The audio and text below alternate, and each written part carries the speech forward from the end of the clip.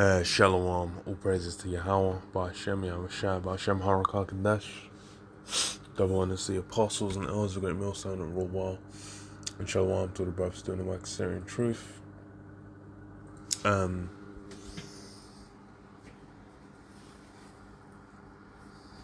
Yeah. You basically got this on NBC News. It says what? China to send troops to Russia for joint military exercise. And, it's clearly one of those rumors of war. Because obviously both of these guys are, what's the word? They're sizing up against the US. Yeah, sizing up against the US. And, they do drills together. But obviously now it's the timing, because you got the situation in Ukraine going down, and Taiwan's in the ready to pop off at any moment. But prophecy. And okay, it says Beijing's participation in the joint exercises was unrelated to the current international and regional situation, the country's defense ministry said in a statement. Which is obviously complete BS. Because no matter what, even if you say that, it's still gonna it's obviously gonna impact that, and clearly does. It says the Chinese troops will travel to Russia to take part in joint military exercises. Funny thing with that as well is this might result in them both having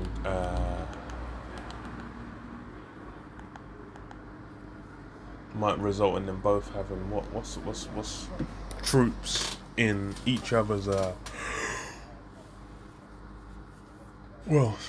involved in each other's fronts, war fronts and whatnot.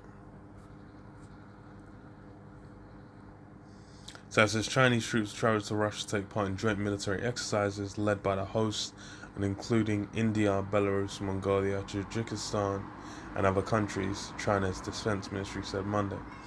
That's not even just China. It's basically a bunch of the allies. It's kind of funny that India's involved, because China and India have been at each other's throats recently quite a bit. But yeah, well, the time's apt.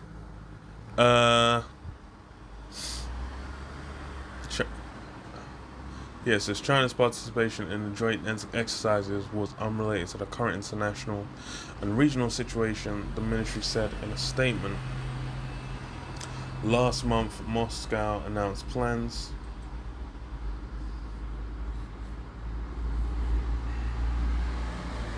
to hold Vostok East exercises from August 30th to September 5th, even as it wages a costly war in Ukraine.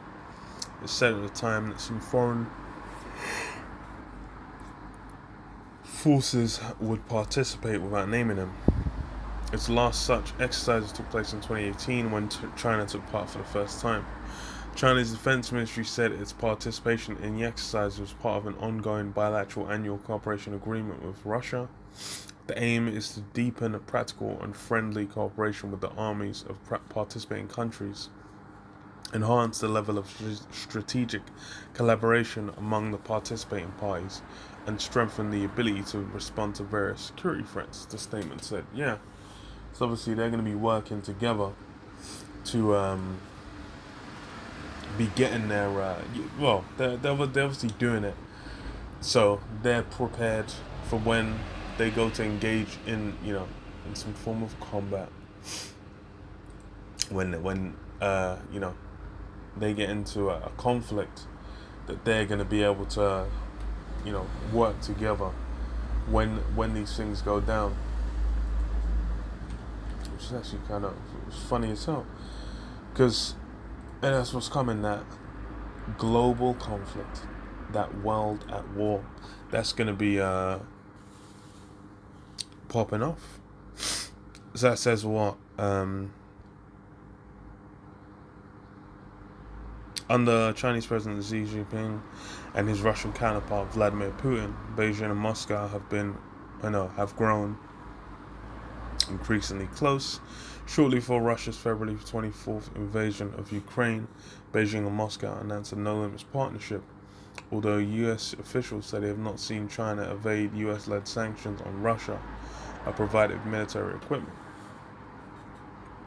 Russia's eastern military district includes part of Siberia and has its headquarters in Khabarovsk, near the Chinese borders.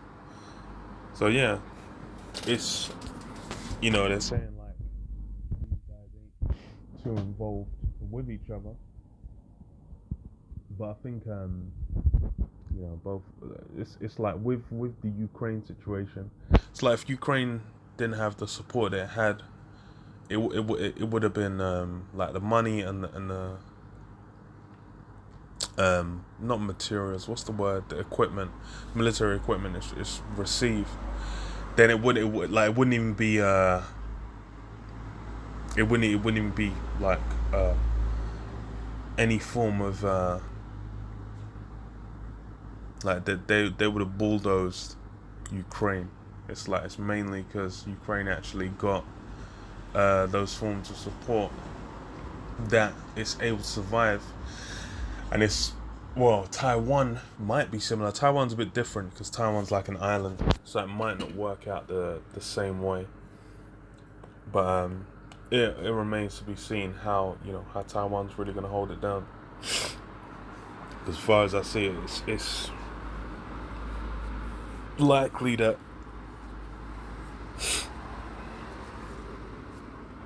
Taiwan's gonna what you call that, get swept pretty convincingly as well. But then Taiwan's the main thing is those there's those chips in Taiwan. They're basically on the cutting edge, and only Taiwan produces them, and it's global, so they're used all over, and especially they're used in like military. They have military application, which is why I don't know how that's gonna go down. That's more likely to receive a lot more support than as more likely to receive a lot more support than what's it called? Ukraine, because that's something that like a lot of nations are involved in. So we'll see how it goes down, because it could be peak as hell. But either way, it's gonna nice. It's gonna be a lot, and it shows these guys they're thoroughly involved. Their mindsets where they're looking to they've got a little issue with being at conflict with the US. Little issue. So that says what? Matthew 24. Start from 6, and it says what? And ye shall hear of wars and rumors of wars. See that ye be not troubled, for all these things must come to pass, but the end is not yet. Yeah, what we're seeing with in this situation is what? The rumors of war. Because basically, like what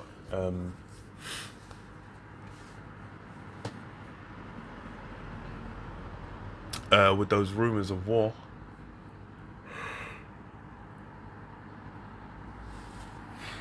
so like, yeah, see with what's it called? With those rumors of war, man.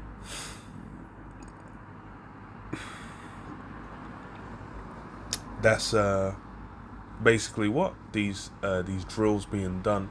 It's like the build up to Ukraine was Russia doing skirmishes, well, doing what's the word? Uh, the fuck is the word that you'd use? Drills and whatnot, moving troops near the borders of Ukraine and doing drills and all these things. That was basically how they were initially building up the what do you call it? To do the invasion. So there's significance to these drills going out, which is, yeah, it's funny as hell.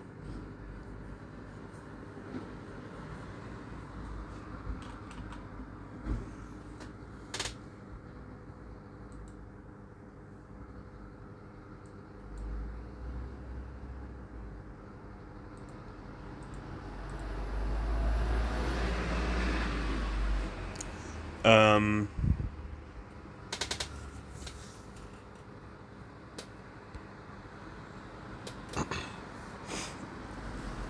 Joel 3:9 says what? Proclaim ye this among the Gentiles. Prepare war, wait up the mighty men. All the men of war draw near, let them come up. And yeah, that's especially something with what's it called?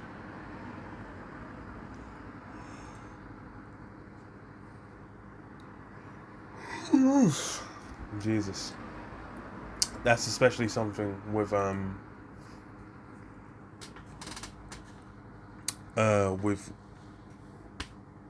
this current time, man. You have various nations basically preparing, to engage, to participate in war. Especially what's it called, man?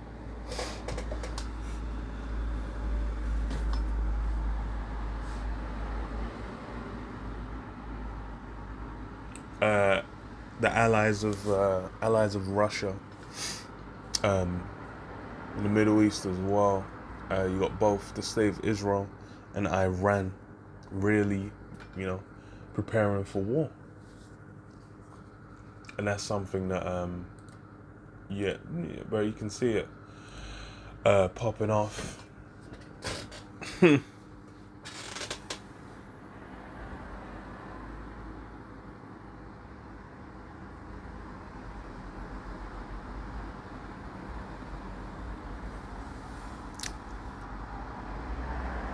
Because even with the Ukraine conflict, Iran's got in there because what? They were sending drones to Iran, and Iran and Syria linked up, and Russia's obviously providing aid, been providing troops and equipment to Syria as well. So they're basically all linked in. And now it's showing that these guys are all looking to get in, and that's how you're gonna have all these different nations, getting it in together. Ready to get stuck in.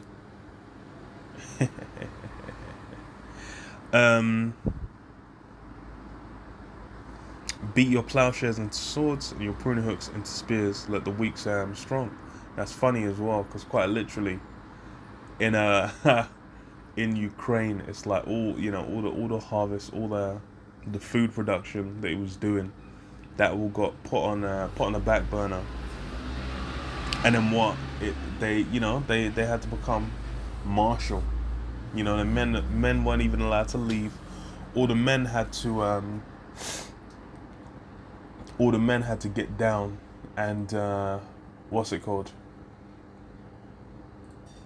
All the men had to get down and get started, man. They had to get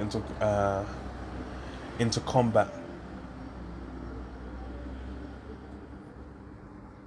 whether they liked it or not. And then all that grain production, all those goods they were making, that ceased to be. It says what? Assemble yourselves and come all ye heathen, and gather yourselves together round about. Thither cause thy mighty ones to come down, O Most High. Let the heathen be wakened, and come up to the valley of Yahweh Shaphat, of Jehoshaphat, valley of Yahweh Shaphat, the Most High's judgment. For there will I sit to judge all the heathen round about. So all these heathen are going to be caught up. They're all going to be involved, man. That's how it's going to go down. Everyone's going to, what's it called? Everyone's going to have, you know, everyone's going to get in. It's going to be something where everyone's going to be bound into it. Pretty convincingly, man. For it says what? For there will I sit to judge all the heathen round about. Put ye in the sickle, for the harvest is ripe. Come get ye down, for the press is full. The fat overflow, for their wickedness is great. Multitudes, multitudes in the valley of decision. For the day of the Lord Jehovah is near in the valley of decision. Yeah. So that's what? All the heathen basically being put in that meat blender of the Third World War. That's what you're gonna have going down. That's how bro it's gonna get.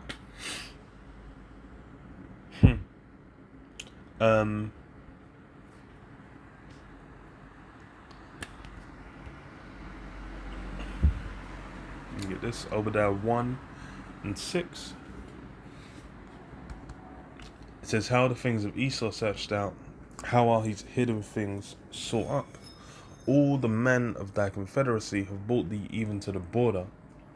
The men that were at peace with thee have deceived thee and prevailed against thee. And that's exactly what you see going down. All these different allies of the US, they're, you can see easily as time's passing on, they're all basically going into the mindset of what?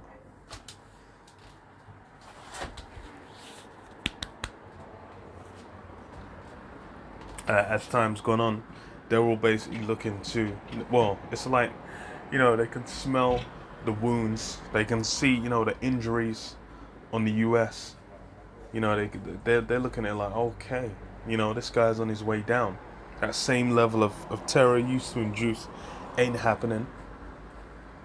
That same level of might he used to have, he's not there. They're like, oh, there's a chance for me to come up. Everyone's basically looking to take a piece. They're all aiming for the throne. So just like, in Game of Thrones, that's how it gets down in reality as well. With what? Because as far as all these are, they've basically been suffering Esau. Because why? Because he's been in the power seat. They've had to deal with him. He's just come in, he's rocked in, he's done what he's done. He's rocked in, he's done what he's done. They've just had to eat it. But hey, speak.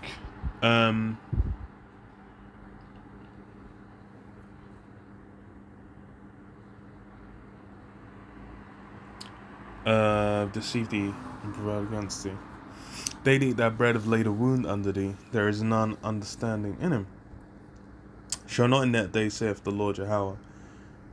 No, shall I not in that day, saith the Lord Jehovah, even destroy the wise men out of Edom, and understanding out of the mount of Esau. Straight.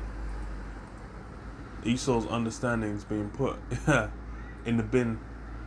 Because why? Because he's the way he's had things running. Jesus. The way he's had things running, everything seems smooth. Everything seemed like it was gonna be maintained. He's out here thinking Yahweh Hashem Yahushua is basically at one with all that he's doing. But in reality, what? He's been more or less maintained and sustained just for what do you call it? Just for this little season.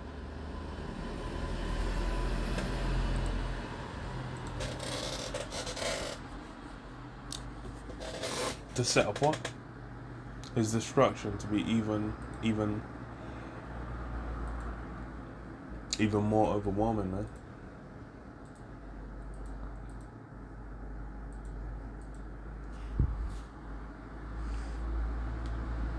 And thy mighty men, O Teman, shall be dismayed, to the end that every one of the mount of Esau shall be cut off by slaughter. And for thy violence against thy brother Jacob, shame shall cover thee, and thou shalt be cut off forever. Right? All those are going to be cut off by slaughter. The same methods, the same tools Esau used, to bring terror over the earth. That's going to be what? It's going to be flipped on his head. He's going to have that terror delivered onto him.